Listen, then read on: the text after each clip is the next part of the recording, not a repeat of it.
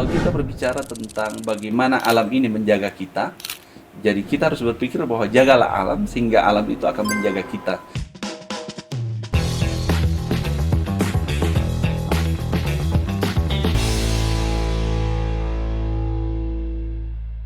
Assalamualaikum warahmatullahi wabarakatuh. Apa kabar pemirsa Unhas TV dimanapun Anda berada? Senang sekali saya Iva Syarahman dapat kembali membersamai Anda dalam program Unhas Speak Up.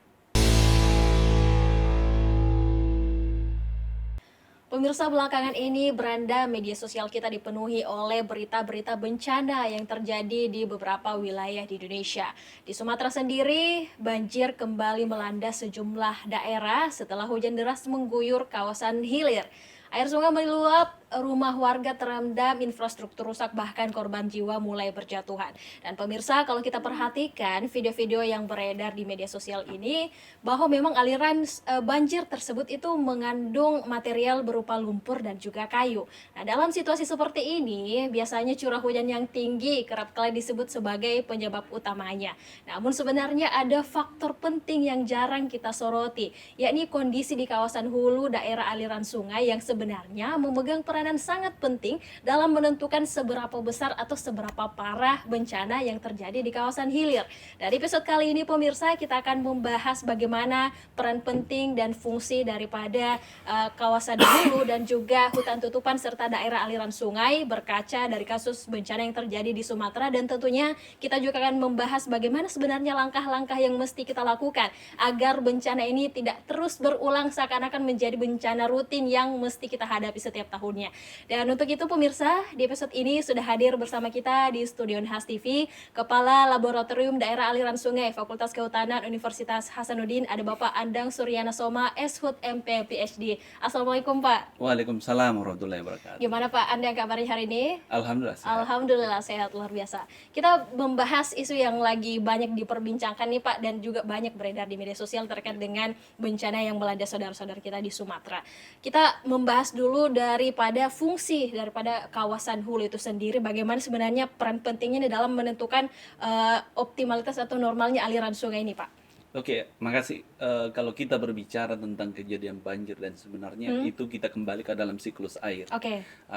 Kemudian kalau kita berbicara tentang fungsi hutan, ya, ekosistem yang paling dekat itu adalah ekosistem daerah aliran sungai, di mana dalam daerah aliran sungai itu sebenarnya dibagi atas 3 fungsi. Dibagi atas 3 fungsi. Ya, fungsi pertamanya adalah untuk fungsi infiltrasi air ke dalam tanah, itu untuk hulu. Oke. Kemudian untuk bagian tengahnya itu adalah untuk fungsi penggunaan daripada aliran permukaan, biasa untuk pertanian dan sebagainya. Kemudian di hilirnya itu adalah untuk fungsi ekonomi atau pemukiman dan sebagainya. Sehingga fungsi hulu itu yang memasukkan air ke dalam tanah, airnya nanti itu akan dimanfaatkan di daerah hilir. Sehingga itu akan sesuai dengan siklus daripada air itu. Jadi kalau kita berbicara tentang hutan, apa sih fungsinya di hulu itu? Fungsinya adalah dia memperbaiki pori tanah. Jadi akarnya pohon itu dia akan memperbaiki pori tanah sehingga air itu akan masuk ke dalam tanah. Jadi fungsinya hampir sekitar 60%, ya, kurang lebih sekitar 60% dari curah hujan itu akan dimasukkan ke dalam tanah dan sisanya itu yang dialirkan.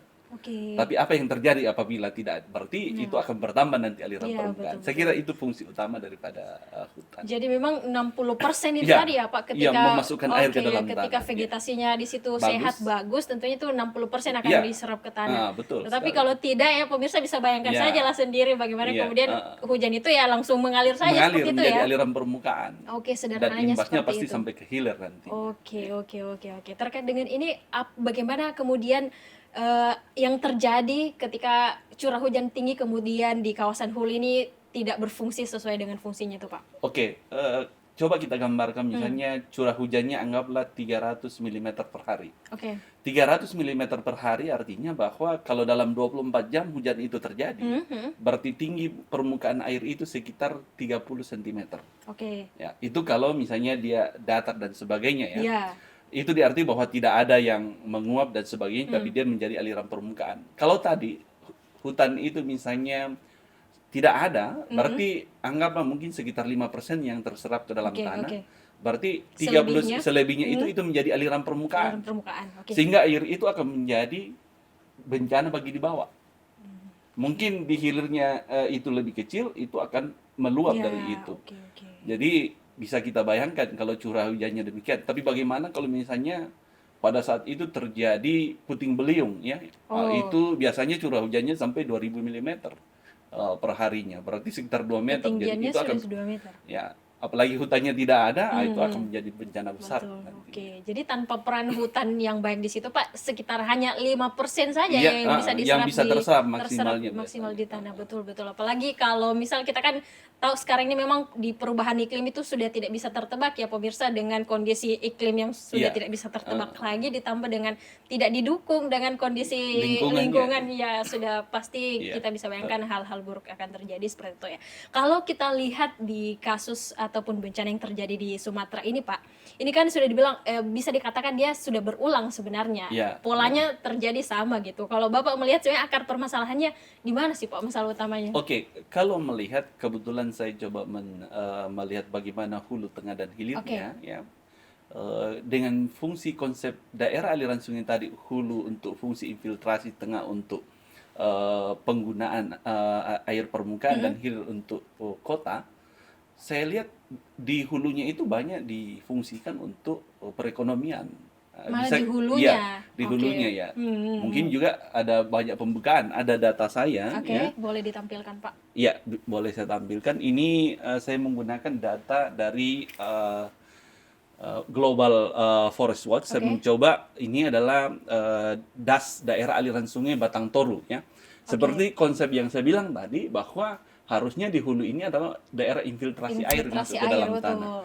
Tapi ternyata di daerah ini udah terbuka, ya. Oke. Jadi bagaimanapun di bawahnya ini hutan, tapi kalau di atas sudah terbuka, dia sudah bergerak dengan tanah, Mhm. itu pasti akan menjadi bencana dari hulu ke Oke, bawahnya, oke. ya. Ini juga ada data tentang bagaimana data tutupan lahan, ya, Tutupan lahan, ya, di Dastori itu dari 2002 sampai dengan 2024, bisa kita lihat bahwa hutan primernya itu dia hilang sekitar 25.000 hektar, sampai ya, saat ini. sampai saat ini, ya. Jadi sekitar 25.000. 51% memang udah Oke, oke, terbuka di oke, daerah oke. tersebut. Jadi apa imbasnya? Pasti seperti kita bilang tadi, bahwa pasti bencana banjir itu akan tetap berjalan, ya, karena infiltrasi air ke dalam tanah itu sudah mulai berkurang. Kemudian juga kalau misalnya kita lihat data tentang hutan primernya yang hilang Mm-mm. tahun 2024 ini, ada sekitar 410 hektar untuk das ini, Oke. daerah aliran Di sungai ini. 2020. Tapi yang Iya. tinggi tuh Yang kelihatannya di tinggi memang 2011 itu ya, di Pak ya. 2011, ya, mulai Mhm. 2011 sekitar 5.600 hektar, ya. Kemudian di tahun 2014 itu ada sekitar 2.700 hektar. Jadi Oke. memang kalau kita lihat bahwa di daerah, walaupun dia mengalami penurunan, ya, Mhm. tetapi memang kondisi hutannya di sana memang udah banyak Udah terbuka. banyak Iya, terbuka. itu. Oke, ini bisa dilihat langsung ya Iya, pemirsa di sini ini ilustrasinya bahwa ilustrasinya. memang yang hijau-hijau ini itu masih kawasan Ya, hutannya masih iya, masih bagus masih hutannya, ya. bagus gitu ya. Yang ini Ini udah terbuka terbuka artinya hulunya, kemudian di malah di dekat hulu hilir dan juga, juga ya. hilir gitu ya. Ya, jadi memang bisa saja sumbernya ini adalah dari sini, ya. Aliran permukaan yang besar itu yang membawa sampai ke sini. Oke, apalagi memang kalau di hujan itu seringnya memang terjadi di hulu ya Pak ya, Iya, itu yang menjadi langsung langsung, ya. turunnya Apalagi kalau gitu. misalnya kita lihat, ini saya bisa tampilkan. Mm-mm. Ini adalah bagaimana kondisi pergerakan adanya terbentuk taifun, ya, di Oke, oke. bagian atas ini, ya. Dan ini adalah lokasinya di sini. Dan ini uap airnya semua kena ke sini.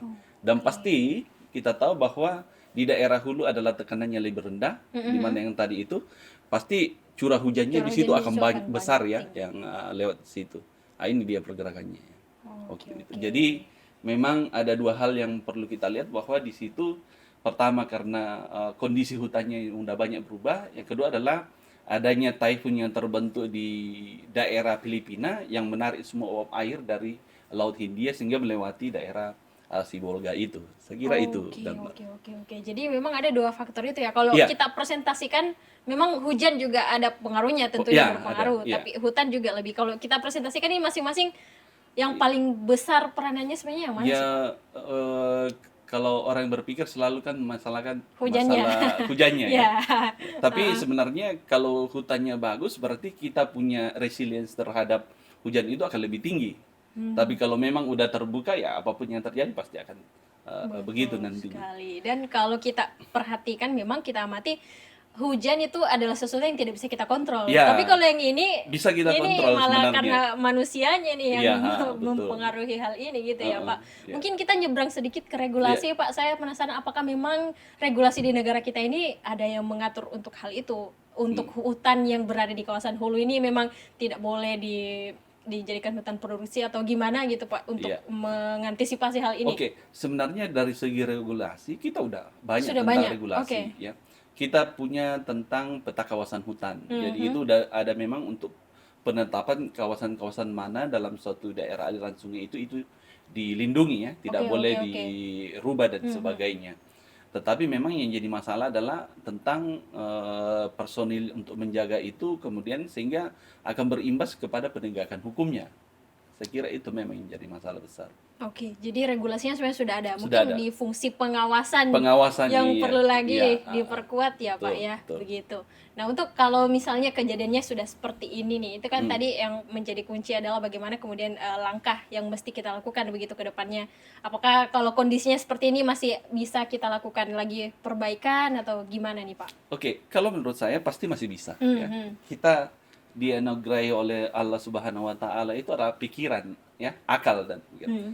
Di sini saya kira banyak yang perlu kita perhatikan bahwa kalau kita berbicara tentang perubahan iklim ya ada dua hal yang perlu kita perhatikan. Masalahnya adalah pertama berkurangnya tutupan vegetasi kan. Ya. Nah, berkurangnya tutupan vegetasi itu akan menyebabkan pelepasan karbon akan semakin banyak ke udara.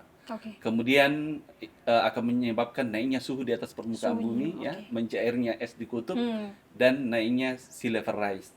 Nah, itu pertama fungsi hutan sebenarnya. Kemudian yang kedua fungsi hutan berikutnya adalah dia fungsi dari akarnya. Akarnya itu dia berfungsi untuk memperbaiki pori tanah sehingga pada saat hujan air itu akan masuk ke dalam tanah dan tersimpan di dalam tanah. Oke. Kalau tidak ada vegetasi berarti akan terjadi banjir. Pada saat musim hujan kita akan kekeringan pada saat musim kemarau dan bisa terjadi kebakaran dan Oke, bisa oke, juga oke. terjadi longsor ya. Yang itu menjadi bencana kita saat ini. Kemudian kalau kita berpikir tentang hal itu ada manusia di dalam situ. Betul. Kemudian ada vegetasi. Jadi dua hal yang perlu kita lakukan di dalam setiap tindak tanduk kita adalah bagaimana kita meningkatkan SDM kita tentang dia bahwa dia memahami tentang lingkungan, bagaimana memperbaiki lingkungan.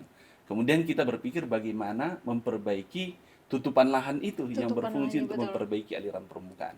Jadi selalu di dalam kita berpikir bagaimana memperbaiki lingkungan, kita berpikir dulu perbaiki manusianya baru vegetasinya. Oke, Saya oke. kira itu. Jadi dua hal yang harus berjalan seiring sejalan, Oke. saya kira itu. Dalam upaya memperbaiki tutupan lahan itu mungkin secara teknisnya simpelnya nih bagaimana nih langkah yang mesti dilakukan ini, Pak? Oke, saya kira secara teknis kita harus berpikir ke konsep daerah aliran sungai yang saya sebut tadi. Oke. Hulu itu Hulu, sebagai daerah infiltrasi air ke infiltrasi dalam air, tanah. betul. Di dalam konservasi tanah dan air ada dua hal, ada tiga tipe konservasi yang Oke. dilakukan.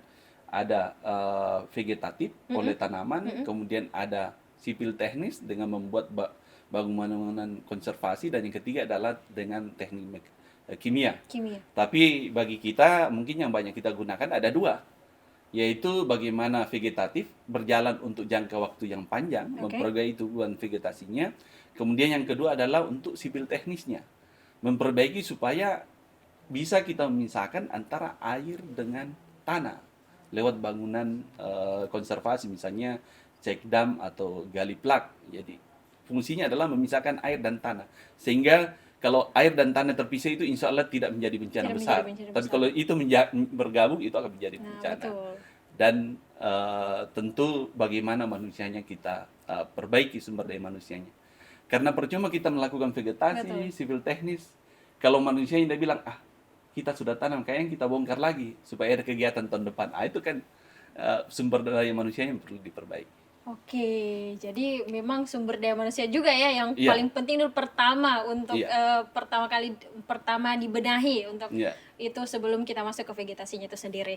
Nah ini kan kalau kita lihat memang secara instannya, secara simpelnya masyarakat melihatnya itu ya prosesnya itu terjadi banjir, misalnya hujan di hulu, kemudian langsung banjir di hilir. Nah mungkin ada dampak-dampak lain daripada ketika hujan deras terjadi di kawasan hulu nih Pak, dan kondisi hutan tidak optimal di sana sesuai dengan fungsinya, apakah ini memang mempengaruhi juga terhadap terjadinya erosi dan juga kedangkalan sungai gitu? Oke ya, makasih.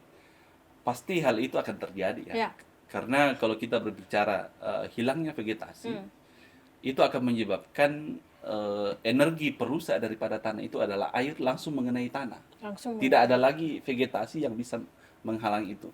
Akhirnya, awalnya pori tanah bagus, karena dia langsung terkena air, akhirnya terjadi namanya erosi percikan. Ya. Erosi percikan. Jadi, pori-pori tanahnya itu akan tertutup, kemudian dia akan mengalir menjadi aliran permukaan. Kalau dia menjadi besar, dia akan membawa apapun yang ada di depannya. Jadi bersama dengan erosi. Ya, jadi kalau kita berbicara erosi, pergerakan tanah dari suatu tempat ke tempat yang lain. Betul. Oleh media yang banyak sekarang adalah air. Air, ya. Iya. Dan itu kalau misalnya di hulu sudah berkumpul dengan beberapa tanah, bagaimanapun kita pintarnya berenang, kalau dia sudah jadi lumpur, bisa Iya. berenang tidak? Ya. Agak susah Itu juga pasti ya. akan menjadi bencana. Iya. Ya.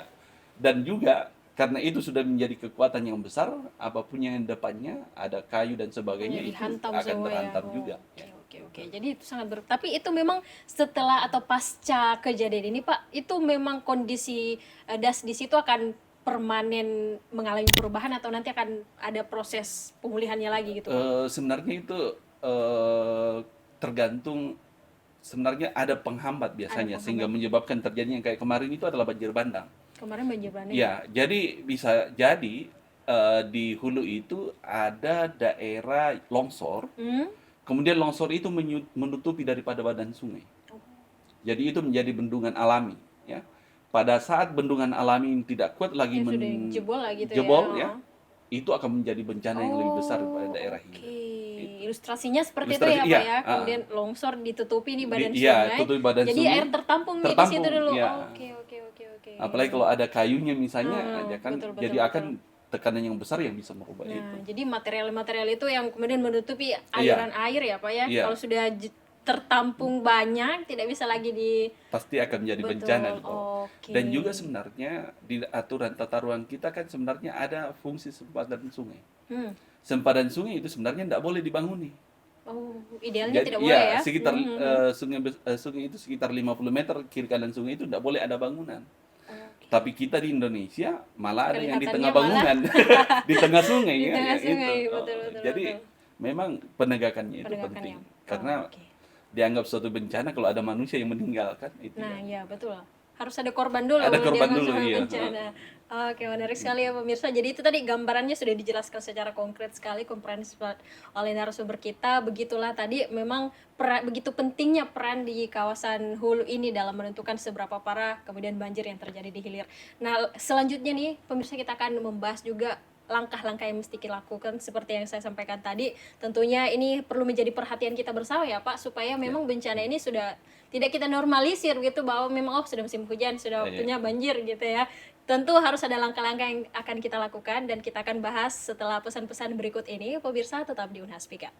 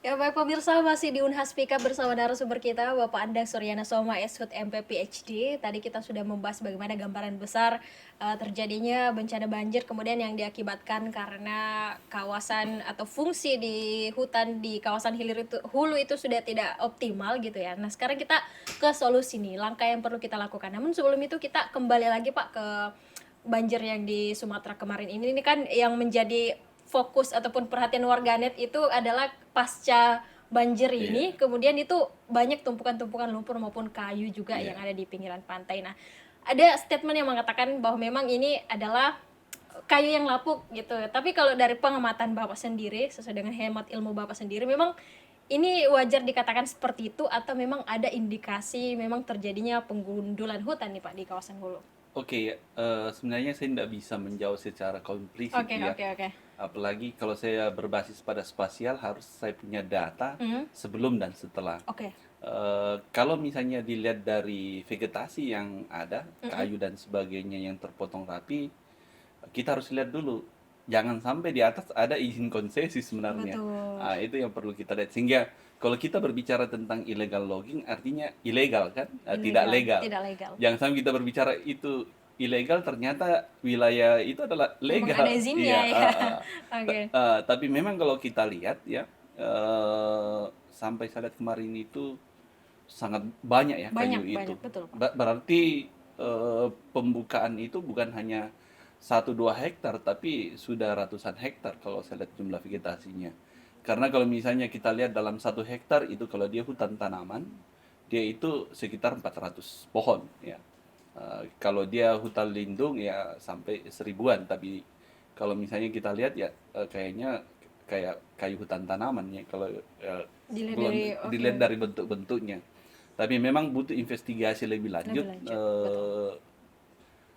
Kayu itu ditebang pada tahun berapa ya. Itu bisa dibandingkan dengan peta citra satelit nantinya, perubahannya itu pakai apa. Saya kira itu yang bisa kita lakukan. Jadi membutuhkan investigasi lebih lanjut lagi ya sebenarnya Pak ya untuk menentukan ini. Cuman itu yang membuat salah satu bukti yang membuat masyarakat itu terkaget-kaget gitu ya, karena mungkin aktivitasnya selama ini dilakukan di kawasan hulu ya, yang mungkin jarang masyarakat kita langsung memperhatikan proses tersebut, sehingga pasca banjir kemarin ini menjadi salah satu yang disorot masyarakat juga gitu.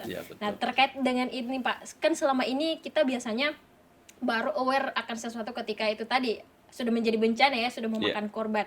Nah, selama ini mungkin kita penanganannya itu hanya fokus di kawasan hilir saja nih Pak, padahal sebenarnya pusatnya atau sumbernya itu di hulu. Nah, bagaimana nih Bapak melihat hal ini? Oke ya, makasih. Kalau kita berbicara tentang bencana kan ada adaptasi dan ada mitigasi ya. Biasanya adaptasinya itu di hilir ya. Kemudian mitigasinya itu di hulu. Nah, makanya biasanya kalau banyak yang saya lihat berbicara tentang banjir, dia berbicara hanya di tempatnya aja, di hilirnya. Ada juga yang berbicara tentang banjir, dia berbicara tentang administrasi. Padahal air itu tidak mengenal batas administrasi, bilang jangan masuk banjirnya di sini ya. Betul. Dan salah satu alat yang bisa kita gunakan untuk membatasi wilayah itu adalah daerah aliran sungai. Jadi bagaimana kita melihat itu, kita buat batas dasnya kejadian banjir itu, kemudian kita delinasi sampai hulunya, sehingga bisa kita lihat nanti masalah utamanya di mana sih sebenarnya. Apakah di hulu, apakah di tengah, atau dia di hilir. Bisa saja semuanya itu sudah berubah. Daerah hulu yang mempunyai fungsi untuk infiltrasi air ke dalam tanah itu udah banyak berubah. Menjadi lahan pertanian dan sebagainya. Di hilir, daerah yang dulunya adalah tempat tergenangnya air, itu banyak berubah menjadi pemukiman. Nah, bisa saja dua hal itu. Sehingga hal yang pertama kita lakukan bagaimana beradaptasi dulu. Kejadian banjir mungkin tiap tahun akan terjadi. Bagaimana melakukan adaptasi masyarakatnya supaya dia itu terbiasa, bagaimana dia melakukan adaptasi. Kemudian dalam hal berikutnya adalah mitigasi. Mitigasi apa yang kita lakukan? Misalnya di hilir itu karena sering terjadi banjir, mungkin ada normalisasi sungai ya. Karena adanya sedimen itu akan menyebabkan sungai itu akan dangkal sehingga volumenya akan kecil dan akan melebar sampai ke samping. Nah, itu. Atau memperbaiki banyak aliran saluran-saluran air ya.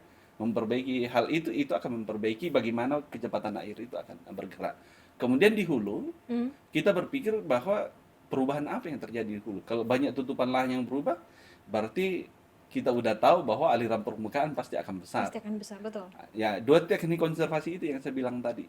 Pertama adalah vegetatif untuk jangka panjang, kemudian mekanik untuk jangka pendek. Misalnya membuat embung ya untuk menyimpan air sementara, memisahkan tanah dengan airnya, kemudian membuat check dam ya, gali plak dan sebagainya. Fungsinya adalah untuk memisahkan air dan tanah sebenarnya. Memisahkan air dan Itu. tanah. Oke, jadi ada vegetatif dan juga ada mekanik Iya, ya. Tapi vegetatif jangka panjang nih, jangka dan panjang, memang makanya perlu mekanik betul, jangka pendek. betul, dan memang akan melibatkan banyak pihak ya Iya, untuk banyak pihak. konservasi yang dilakukan itu tadi. Nah, kalau melihat di Sumatera ini sekarang seperti yang ditampilkan tadi bahwa memang ilustrasi gambaran tutupan hutannya itu sudah sangat menipis ya Pak dari tahun ke tahun. Apakah ini memang kalau kita rating tingkat kerusakannya kita Pak memang sudah sangat fatal atau bagaimana Pak? Oke ya, kalau memang saya lihat di Sumatera Utara, yang jadi masalah adalah fungsi infiltrasi di hulu itu yang Sudah tidak. udah banyak berubah, tidak berfungsi lagi ya. Sehingga perlu diperhatikan untuk daerah hulu daripada das tersebut tadi ya, yang Batang Toru itu harus konsep bagaimana untuk memperbaiki agar aliran sungai itu tidak terjadi erosi ya dari hulu hingga hilir. Tentu dengan teknik-teknik konservasi yang dibuat atau ke arah pembangunan hijau ya. Bagaimana kota yang di hulu itu digunakan konsep kota hijau. Jadi memperbaiki pori tanah, kemudian memperbaiki agar semua tutupan lahan, semua tanah itu tertutup oleh vegetasi. Nah, itu bisa konsep itu yang ke depannya. Oke. Apakah ada wilayah-wilayah lagi Pak ya di Indonesia yang kira-kira mirip dengan kondisi das yang di Sumatera Iya, ini Pak? kalau kita di Sulawesi Selatan banyak. Ya, Oke, kayak Sulawesi Selatan banyak. Kelara ya. Mhm. Di Jeneponto kan di hulunya itu agak besar. Kemudian di situ banyak jagung sampai ke hulunya. Dan kalau kita lihat hulu, kalau dia jagung, dia itu kedalaman tanahnya itu sangat kecil sehingga aliran permukaan itu akan lebih besar. Saya kira kejadian banjir bandang tahun 2019 itu sebagai peringatan bagi kita juga bahwa hulu itu perlu kita jaga. Oke, itu tadi kembali lagi kepada pengawasan dari regulasi Iya, ya itu Pak yang ya, penting. karena memang sebenarnya regulasinya sudah ada pemirsa, tinggal pengawasannya lagi bagaimana Berarti implementasinya. yang kita butuh adalah peningkatan sumber daya manusianya. Peningkatan SDM-nya Iya. itu lagi ya dalam mengelola gitu. Jangan kita maruk ya kayaknya Iya. selama ini Mau mungkin semua. semuanya dimanfaatkan gitu Iya. ya. Akhirnya memang setelah ada kejadian seperti ini barulah ini menjadi pengingat semua untuk kita. Nah, untuk mungkin langkah konkret ya Pak, secara singkat saja bisa apa yang paling urgent untuk kita lakukan segera nih, rule map-nya untuk kita lakukan ke depan ini. Oke, yang pertama sebenarnya adalah karena habis hujan, tentu masih banyak kan sungai-sungai yang tertutup ya. Oke. Berarti normalisasi sungai semua. Normalisasi sungai. Kemudian langkah-langkah berikutnya adalah bagaimana mengurangi erosi yang terjadi. Ya, tentu yang saya bilang tadi bahwa dalam jangka waktu yang singkat, tentu dengan bangunan-bangunan konservasi. Ya. Saya bilang bisa cek dam, kemudian bisa dam pengendali atau bisa gali plak ya. Baru kita berpikir bagaimana menanam vegetasi. Ya. Dan berikutnya adalah berpikirlah bahwa jangan menebang pohon. Jangan menebang Iya, pohon. saya kira itu menurut saya. Ya, paling urgent ya Paling untuk urgent, diprioritaskan dulu untuk kita lakukan. Tentunya itu tadi goals utama kita adalah agar bencana ini tidak kita normalisasi ya, memang yang rutin kita hadapi setiap tahun, karena sebenarnya banyak upaya yang bisa kita lakukan, bukan mencegah hujannya pemirsa, tapi faktor-faktor lainnya yang turut mendukung terjadinya bencana besar ini, itu yang bisa kita kendalikan, bisa kita kontrol tentunya. Nah, mungkin kita bahas sedikit ke laboratorium dari aliran sungai Fakultas Kehutanan, bagaimana kemudian perannya nih dalam melakukan Pak riset-riset ataupun penelitian terkait dengan isu-isu seperti ini Pak. Oke, ya, makasih. Kami di Laboratorium Pengolahan Daerah Aliran Sungai, dua penelitian yang banyak kami lakukan itu adalah mengenai tanah longsor dan banjir bandang. Iya, dan banjir ya. Jadi hampir di seluruh Sulawesi Selatan udah ada data riset kami tentang bagaimana tentang banjir, kerawanan banjir, kemudian ada tanah longsor. Dan dua hal ini sebenarnya yang saling terikat antara satu dengan yang lainnya. Dan metode yang kami gunakan adalah berdasarkan kejadian itu, kemudian kejadian itu kami interpolasi untuk daerah yang lain, bahwa bagaimana kondisi di lokasi A, B, dan C tentang kerawanan banjir. Oke. Kayak misalnya kejadian banjir yang terjadi misalnya di daerah selatan, kayak Jeneponto, Bantaeng, dan Bulukumba, itu ada riset kami juga tentang kerawanan banjir Oke, daerah oke, itu. oke. Nah, itu yang saya Oke, kira. jadi itu Ya. ya, banjir dan juga longsor Iya, tentunya itu ha. menjadi dua permasalahan utama yang Utama, sering iya. sekali kita hadapi di Betul. Indonesia ya. Dan banyak riset-risetnya itu terkait di wilayah Sulawesi Sulawesi Selatan Selatan, khususnya ya. Pak. Betul. Tentunya luar biasa sekali. Sebagai closing statement Pak, pesannya kepada pemerintah juga masyarakat agar bencana ini tidak menjadi kita anggap sebagai takdir saja ya untuk kita hadapi, tapi melakukan upaya untuk menghadapi bencana tersebut. Silakan Pak. Oke, makasih. Kalau kita berbicara tentang bagaimana alam ini menjaga kita, jadi kita harus berpikir bahwa jagalah alam sehingga alam itu akan menjaga kita.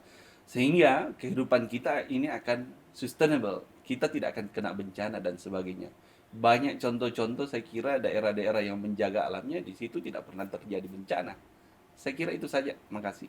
Oke, luar biasa sekali. Jadi kita menjaga alam ya, sebagaimana juga alam menjaga kita gitu Iya, ya, pemirsa, luar biasa sekali. Jadi memang masalah banjir ini pemirsa bukan hanya persoalan soal curah hujan yang tinggi saja, tapi ini menjadi permasalahan yang diakibatkan oleh rentetan-rentetan tentunya, baik itu kelalaian ataupun faktor-faktor lainnya dari hulu sampai hilir tentunya. Dan tadi Pak Ande Suryana Soma sudah menjelaskan begitu panjang lebar kepada kita semua langkah-langkah apa yang mesti kita prioritaskan ke depannya. Itu tadi kita mesti adaptasi dan juga ada mitigasi ya tentunya terhadap bencana tersebut, agar tentunya ini tidak menjadi bencana tahunan yang sudah kita anggap normalisasi seperti itu, yang harus kita hadapi setiap tahunnya. Ada upaya yang bisa kita lakukan bersama. Untuk itu semoga segala pihak baik itu pemerintah, masyarakat, akademisi ini bisa sama-sama berintegrasi, berkolaborasi untuk tentunya meminimalisir risiko yang terjadi ketika musim hujan ekstrim terjadi.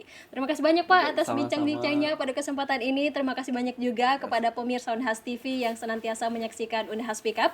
Ikuti terus Unhas TV untuk mengakses program-program menarik lainnya. Saya Fasya Rahman, mewakili kru yang bertugas, pamit undur diri dan sampai jumpa. Wassalamualaikum warahmatullahi wabarakatuh. Waalaikumsalam.